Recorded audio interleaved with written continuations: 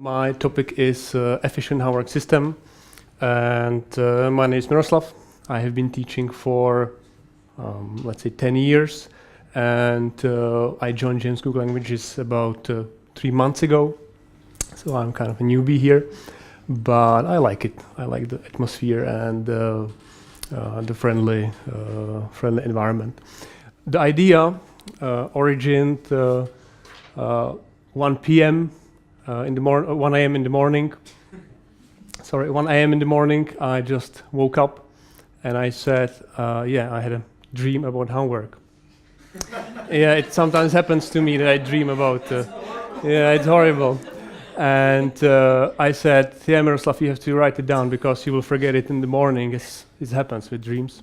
So I actually didn't write it down. I sent an email to Jakub, and then he said, "It's an excellent idea. We should make a talk," and I'm standing here, and I'm actually talking about my nightmare, which is kind of homework.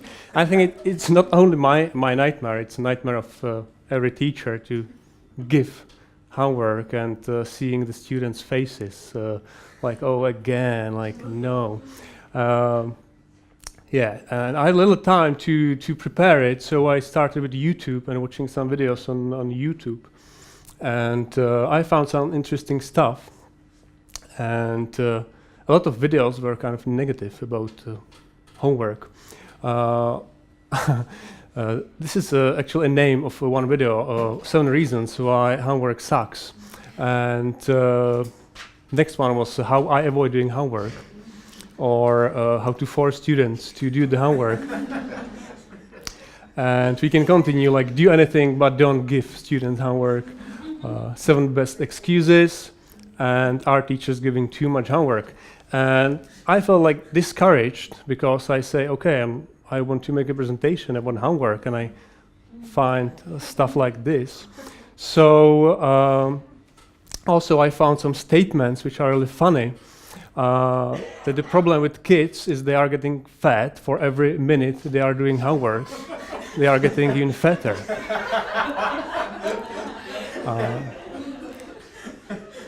It was incorporated in the video 7 reasons why homework sucks. Yeah.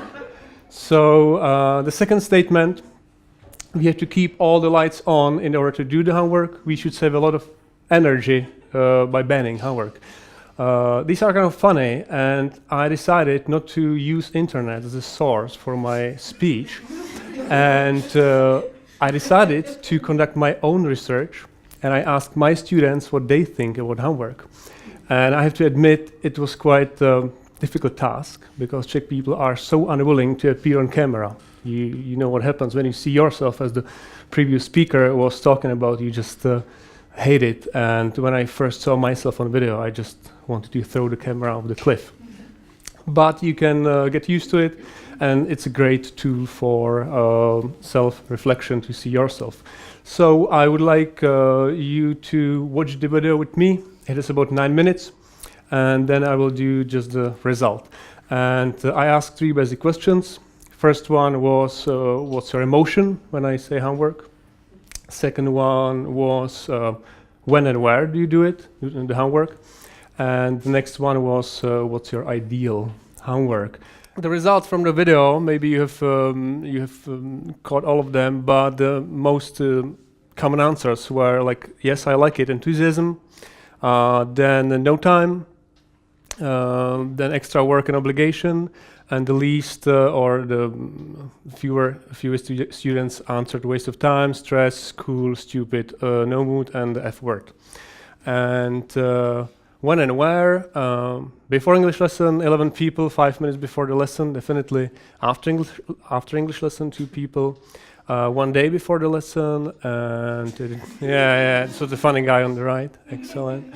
When and where, only 2 options, at work and at home. Some people didn't answer this question, they just answered when. Ideal homework, short and none, 5 points. Creative, funny. Easy and speaking homework, and grammar, relevant, glossary, and doesn't exist. I thought what could be ideal homework, and actually in my dream I thought about this one. I call it glossary homework. Maybe you know what is glossary. It's at the end of each book. You have alphabetical order of words, and they are explained. It looks like this. This is taken from Market Leader. And I thought that homework could be something short, funny, creative, the things which they mentioned. And I came up with kind of a game. Every lesson, I give my students homework at the end, and I say, you choose one word from the glossary, you explain it, you don't say the word, and the other people or students guess. And they started to like it very much, and they do the homework actually, which is kind of surprising. And sometimes they just use an inspiration. For example, if they choose refund, they can change the definition. If it's too difficult, they can look up in the dictionary. It takes like 1 minute, 30 seconds to do it. And I have an example for you. And my word today means a person's signature. For those of you who have an idea or who know it, don't say it, keep it for yourself. And it's kind of a slang. And my sentence is put your on this check. So this is how it works. I come and I say the definition, and then I say my sentence, put your on this check. Any ideas? What is John Hancock. excellent? Is David the only person who knew the answer? Really? Yes. I have some hands up. Yeah. Yeah, it's kind of difficult. I chose difficult, but David is just amazing. And sometimes you can give some hints. It's a name, and they will start. Okay, it's Johnny Depp, or I don't know. The second hint is that it's a very popular or very similar name to one of the biggest UEFA league sponsors. It's Hank Cook. It's Hank Cook. It's a tire producer. From South Korea, I think. And the last hint is the first name is the same name as a Czech fairy tale prince who almost became a king, which was Honza. Where is Honza? Yeah, it's John Hancock. Sorry for the mess. This is John, and this is Hank Cook. Yeah, yeah. Sometimes you can give more hints, but it depends. This is actually the signature, which is under Constitution from 1776, if I remember correctly. And people started to use it because it's very visible, it's very big, and you can just say, put your John Hancock under this contract. It's like a signature.